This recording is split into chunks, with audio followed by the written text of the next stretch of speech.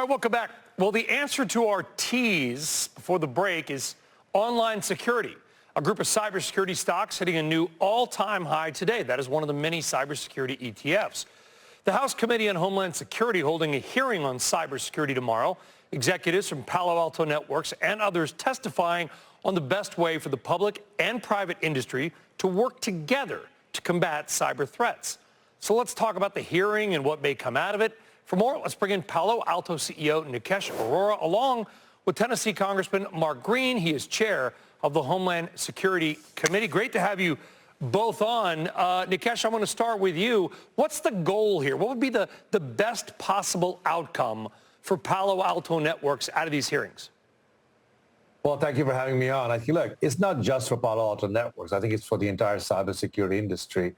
The goal needs to be more sharing, more understanding of what threat AI brings to all of us, both in terms of the opportunities to do cybersecurity better, but also in terms of some of the newer challenges that are going to come out of this. And I appreciate Chairman Green and the entire committee making their way to California, because this is where it's all happening right now. People are talking about all kinds of agentic AI, how AI agents are going to start helping us manage things, how AI is going to become sort of critical and core to every company out there. And as the more he and I have chatted about this, the more it becomes important, like we like to say, secure by design.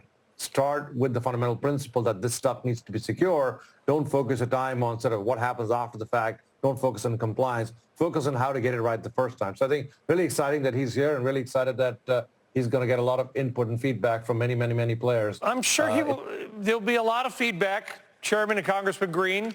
So with that in mind, where are we now and where do we need to go as an American industry?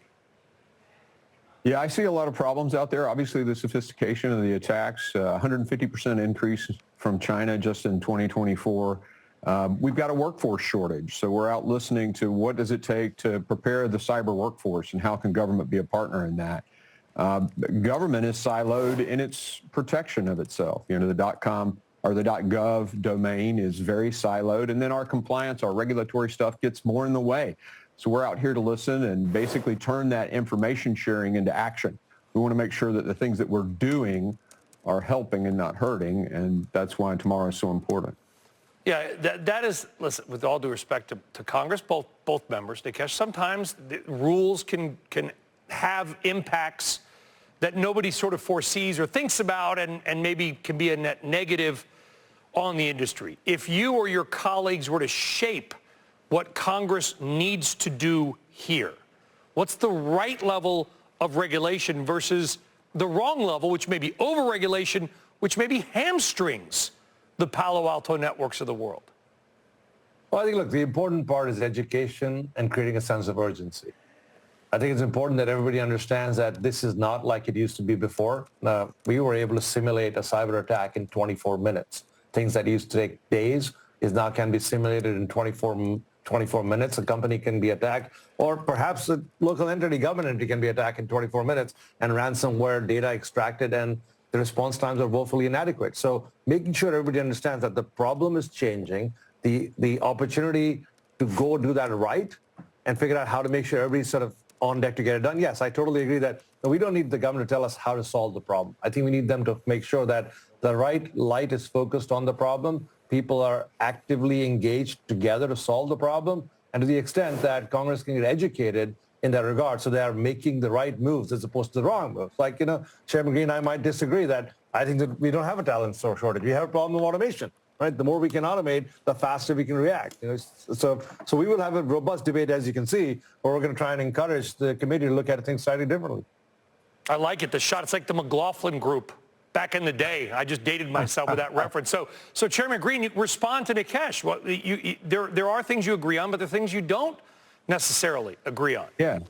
Well, I think we both agree that government overreach compliance requirements is weighing down actual cybersecurity. So one of my initiatives is to identify those areas where the government is asking for compliance when it doesn't need to and contradicting itself even. Now, I would say that with 500,000 empty cybersecurity jobs in America, I think we do have a cyber workforce shortage. But I know his argument is we'll solve it with technology. And that certainly is true. AI is going to help cut into that need massively, and so I'm all for that. But with your local cooperative power company in Tennessee attracting people when there's 500,000 empty positions out there, it's difficult. And so we responded to that with the Pivot Act. It's a scholarship program for young people and even mid-career folks to transition, get a cybersecurity degree, and then go to work for the government. Very quickly, Nikesh, will we need software developers in 5 to 10 years, or will AI do it all? Look, there's going to be a balance. There will be a human in the loop at some point in time. Chairman Green and I were just talking about, what if AI agents go rogue? Where is the kill switch? How are we going to make sure that whatever tasks we give agency to AI to act on our behalf, that we have a mechanism to retrieve that, we have a mechanism to monitor that, we have a mechanism to be able to remediate that. So I think there's going to be a lot of work still needed. Now, this debate has always happened every time there's been a technology inflection point. We always worried about the jobs that we will lose, not about the opportunities it's going to create. So I think there are going to be as many opportunities created by AI as perhaps redundant tasks that will be eliminated. So I'm excited. I think there'll be room for people to do a lot more stuff from a technology perspective. Is it specifically a developer? Probably. It may be somebody else. Listen, I hope you guys figured out. I'm still waiting for the 10 grand. I sent this guy in Nigeria a check because he said he was in jail.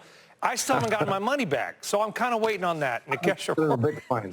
Chairman Mark Green, serious topic. Guys, we appreciate it. Have a nice day. Thank you very much. Love the desk.